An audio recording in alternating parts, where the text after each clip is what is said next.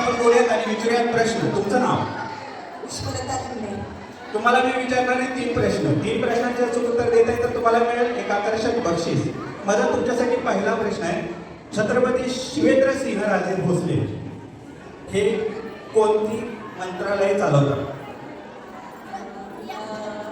शिवेंद्र सिंहराजे भोसले यांना कोणतं मंत्रालय मिळालेलं आहे? सार्वजनिक बांधकाम मंत्री. या पहिल्या प्रश्नाचं उत्तर बरोबर आहे. टेन्शन आलं? टेन्शन आलं नाही. चला दुसरा प्रश्न विचारतो. सोपा विचारायचा. सोपा, जास्त अवघड विचारला पाहिजे. चला हरकत नाही. पहिल्या प्रश्नाचं उत्तर बरोबर दिले. दुसरा प्रश्न तुम्हाला, सातारा जिल्ह्यामध्ये कोणत्या ठिकाणी कृष्णा आणि कोयना या नद्यांचा संगम होतो? माझा प्रश्न, साताऱ्यातील कोणत्या ठिकाणी कोयना आणि कृष्णेचा संगम होतो? माझ्या प्रश्नाचं या उत्तर चुकीचं आहे. काय हरकत नाही, पुढे जाऊया. अजून काही महिला आपल्या बरोबर आहेत, त्यांना विचारूया. तुमचं नाव सांगा. पुष्पा जाजू. हा, माझा प्रश्न आहे, जाजू काय नाव सांगितलं? पुष्पा जाजू. हे नाव कुठेतरी ऐकल्यासारखं वाटतंय. हेच ना जे पाककलेमध्ये सगळ्यात, मी यांच्या घरी सुग्रण म्हणून एक कार्यक्रम केला होता, ज्या कार्यक्रमामध्ये या सहभागी झाल्या होत्या. तर माझा पहिला प्रश्न तुमच्यासाठी, सातारा जिल्ह्याच्या कोणत्या ठिकाणी कृष्णा आणि कोयना या 2 नद्यांचा संगम? कराड. या पहिल्या प्रश्नाचं उत्तर अगदी बरोबर दिलेलं आहे. आता दुसरा प्रश्न, सातारा जिल्ह्याच्या पूर्वे बाजूस कोणता जिल्हा येतो?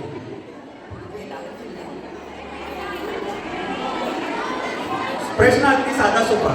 साताऱ्याच्या पूर्वेला कोणता जिल्हा आहे? माझा प्रश्न होता, साताऱ्याच्या पूर्वेला कोणता जिल्हा आहे?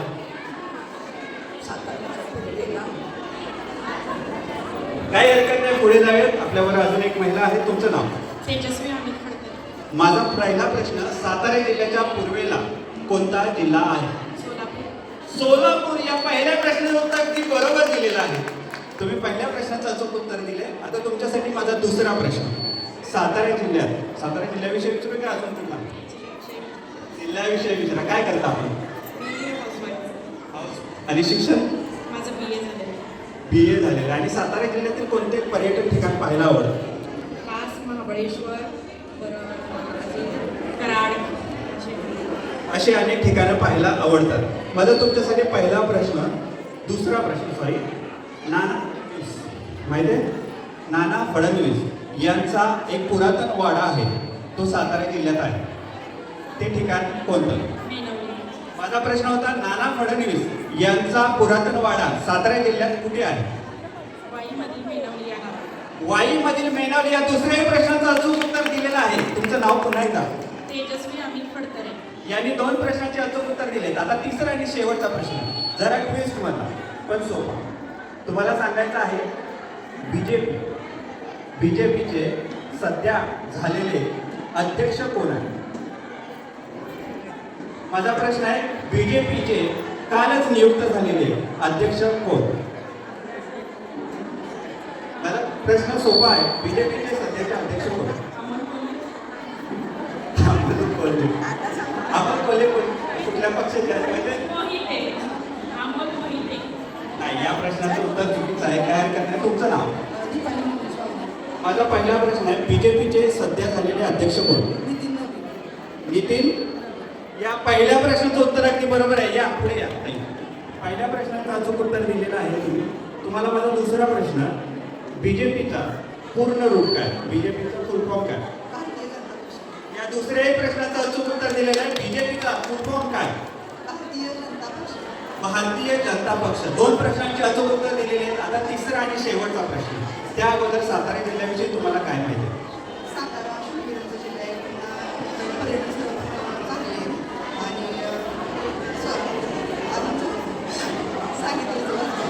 बाकी त्यांनी सांगितलं. काय हरकत नाही. तिसरा आणि शेवटचा प्रश्न आहे, साताऱ्याचे आत्ताचे नगराध्यक्ष कोण आहे?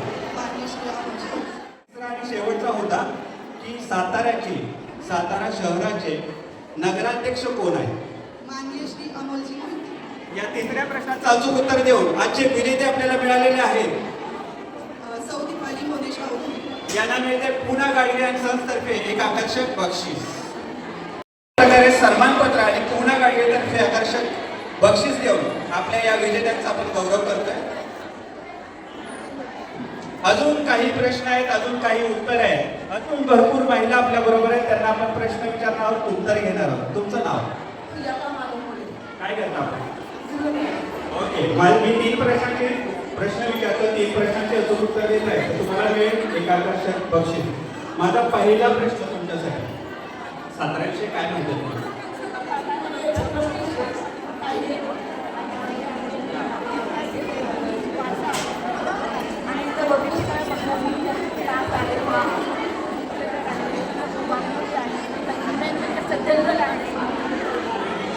तर असा हा सातारा जिल्हा आहे. सातारा जिल्ह्याविषयी तुम्हाला मी प्रश्न विचारतोय. तुम्हाला सांगायचं साताऱ्यातील कोणत्या शाळेमध्ये, साताऱ्यातील कोणत्या शाळेमध्ये डॉक्टर बाबासाहेब आंबेडकर यांचं शिक्षण झालं होतं? माझा प्रश्न होता, डॉक्टर बाबासाहेब आंबेडकर यांचं शिक्षण साताऱ्यातील कोणत्या शाळेत झालं? काय हरकत नाही, पुढे जाऊया. तुमचं नाव? जेवला का नाही? आवाज मोठा आला पाहिजे ना. माझा प्रश्न आहे, डॉक्टर बाबासाहेब आंबेडकर यांचं शिक्षण साताऱ्यातील कोणत्या शाळेत झालं?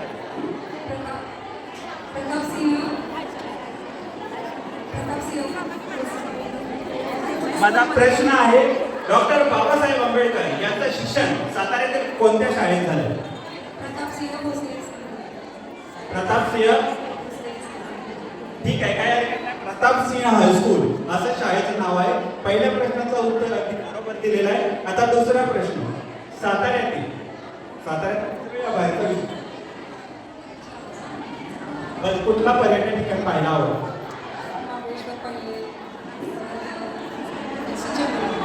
सज्जनगड पाहिजे. चला, सज्जनगडावरती एक समाधी आहे, बरोबर? कुणाची? स्वामी समर्थ. बरं, आता माझा प्रश्न पुढचा आहे. समर्थ रामदास स्वामी यांची सज्जनगडावरती समाधी आहे, बरोबर? पाहिले.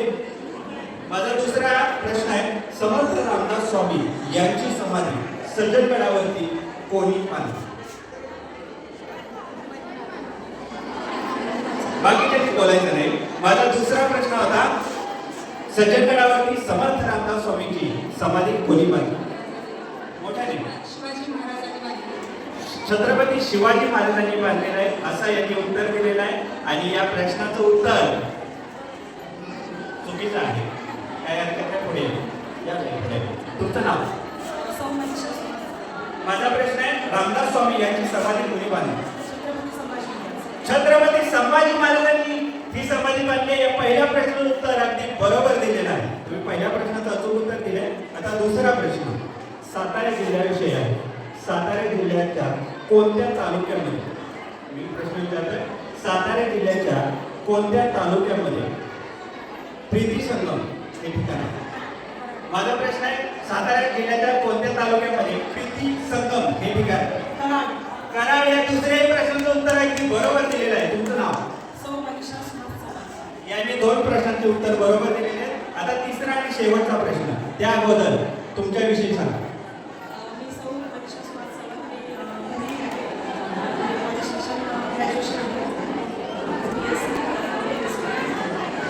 तिसरा आणि सोपा प्रश्न आहे, अगदी सोपा आहे. कारण तुम्ही सातारा शहरामध्ये वेगवेगळ्या ठिकाणी फिरत असाल किंवा तुम्ही तुमच्या लहान मुलांना वेगवेगळ्या ठिकाणी घेऊन जात असाल. मला तुम्हाला सांगायचं आहे, सातारा शहरामध्ये असलेल्या 4 बागेची नावे किंवा 4 बागा कुठे आहेत? अगदी साधा सोपा प्रश्न आहे. सातारा शहरात असलेल्या 4 बागा, लहान बागा कुठे आणि कोणत्या? राजवाड्याला 1,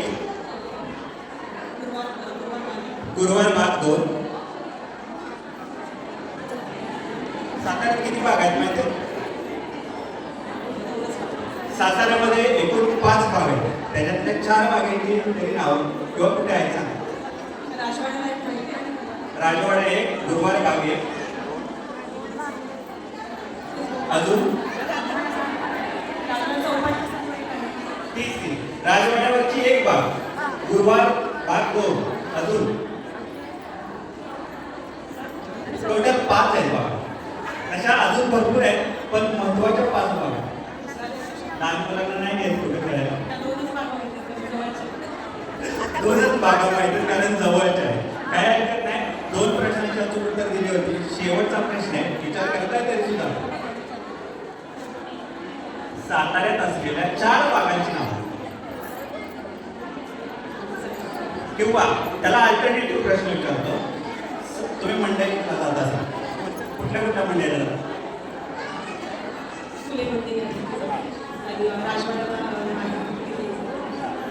मग तुम्हाला साताऱ्यातील 4 मंडईची नावं सांगायची. भाजी तरी तुमच्या जवळची आहे ना. 4 मंडई कुठे आहे? राजवाडा मंडई एक,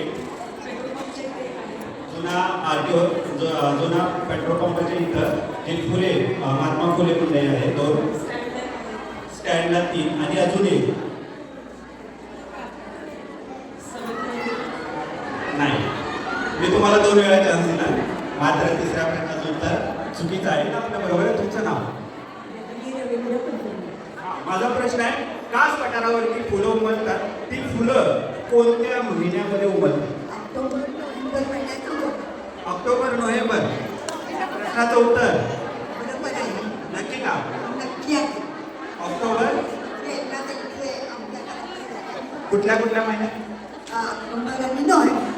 थोडीशी दुरुस्ती करतो. तुम्ही बरोबर आहात. तुम्ही पहिल्या प्रश्नाचं उत्तर सप्टेंबर, ऑक्टोबर. सप्टेंबर आणि ऑक्टोबर या पहिल्या प्रश्नाचं उत्तर बरोबर आहे. काही हरकत नाही. पुढे तुम्ही पहिल्या प्रश्नाचं अचूक उत्तर दिले. आता दुसरा प्रश्न.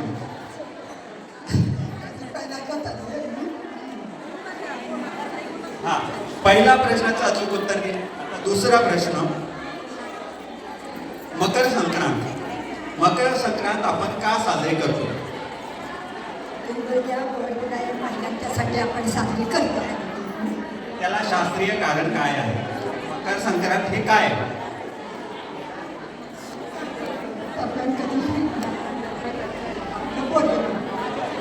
छान प्रयत्न केला. मकर संक्रांत ही का साजरी करतो, कशासाठी साजरी करतो, हा माझा पहिला प्रश्न. मकर संक्रांती दिवशी सूर्याचं करायला करायचं आहे. मकर राशीचं याच दिवशी उष्णता पिकाप्रमाणे आपल्याला स्वच्छ सगळ्यांना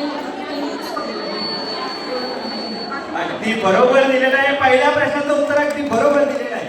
मकर संक्रांत ही का साजरी करतो हे तुम्ही अगदी बरोबर सांगितले. आता दुसरा प्रश्न. जागतिक महिला दिन कधी असतो? माझा प्रश्न आहे, जागतिक महिला दिन कधी असतो? 8 मार्च. दुसऱ्याही प्रश्नाचं अगदी बरोबर उत्तर दिले. आता तिसरा आणि शेवटचा प्रश्न. पुरुष दिन कधी असतो? महिला दिन तर 8 आहे, आणि पुरुष दिन कधी असतो?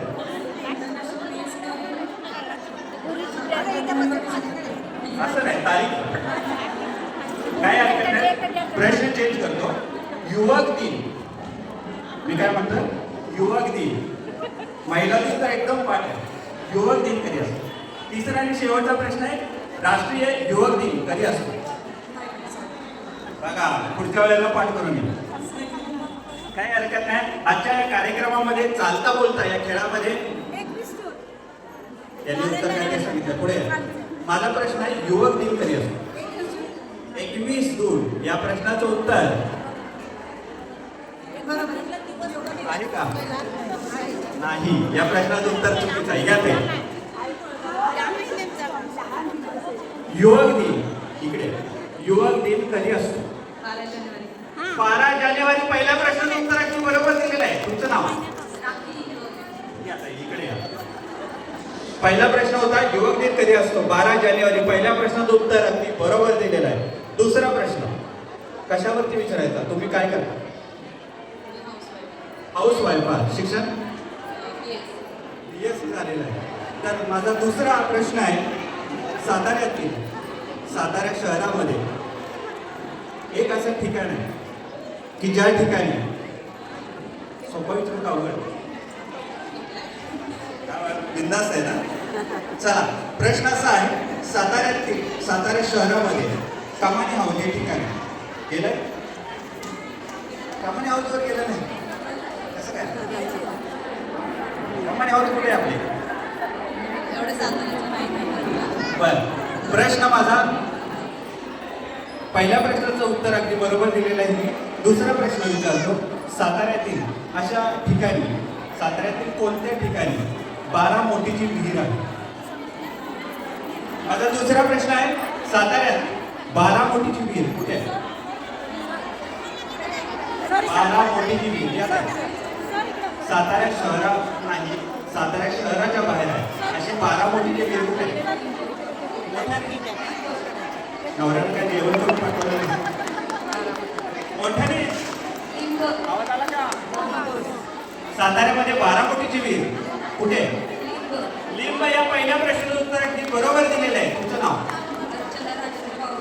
यांनी पहिल्या प्रश्नाचं उत्तर अगदी बरोबर दिलंय आता दुसरा जिल्ह्यामध्ये सातारा जिल्ह्यामध्ये शंभूराज देसाई जे आपले पालकमंत्री आहेत हे सातारा जिल्ह्यातील कोणत्या तालुक्यातून आमदार झालेले आहेत माझा प्रश्न आहे शंभूराज देसाई हे कोणत्या तालुक्यातून आमदार झालेले आहेत पाटण या दुसऱ्या प्रश्नाचं उत्तर अगदी बरोबर दिलेलं आहे 2 प्रश्नांचे अचूक उत्तर दिलेले आहे तिसरा आणि शेवटचा प्रश्न त्या अगोदर सातारा जिल्ह्याविषयी काय माहिती आहे तुम्हाला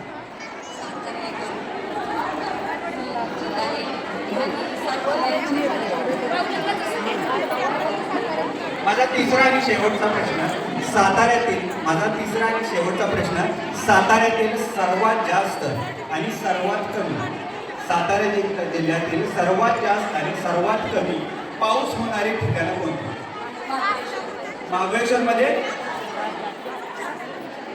काय होतं पाऊस जास्त महाबळेश्वर मध्ये सर्वात जास्त पाऊस होतो आणि कोणत्या ठिकाणी सर्वात कमी पाऊस आणि मानमध्ये सर्वात कमी पाऊस होतो अशा तिन्ही प्रश्नांची अचूक उत्तर देऊन विजेते झालेले आहेत यांना मिळते पूर्ण गाडी